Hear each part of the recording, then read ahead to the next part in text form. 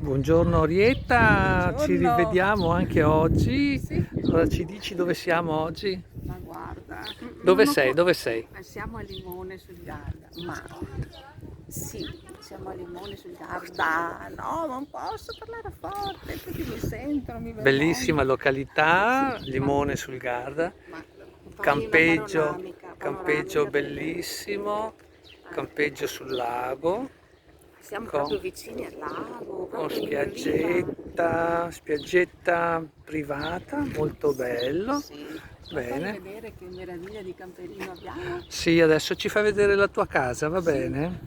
sì, Dov'è? Lì? volentieri. Sì, sì, dai. Andiamo.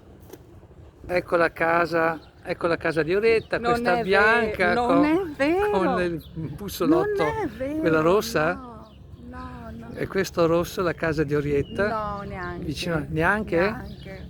Qual è la sua Un'altra casa? un Dica, altro dica. colore, gira, gira, gira, Giro? guarda, Giro così? no, Come devo girare? così, Ah, proprio davanti a così. te, Ah, è questa? sì, Eccola. Ci fa vedere? Eccola qui.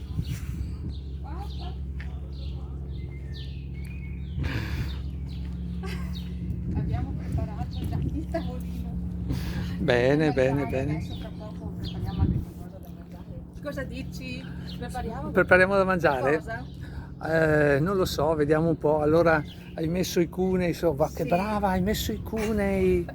Bravissima. Sì. Hai votato la cassetta Ho portato tutto.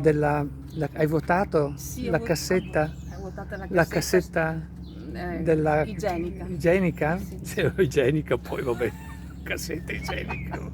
Insomma, Boh, dai, c'è anche questo da fare. Sì, No, onori bene. ed oneri. Caricato l'acqua. Caricato l'acqua. Bene, adesso puoi Anche goderti. scaricata? Anche Sì, però abbiamo avuto un piccolo inconveniente. Sì, ma ha risolto. Sì, Sei abbiamo bravissima, risolto, bravissima. perché la chiave ci era caduta Sì, sotto il vabbè, sedile. basta. Allora, basta adesso? Basta? Sì, basta. Prepara qualcosa da mangiare, Sì, basta. dai, dai. Oh, fine.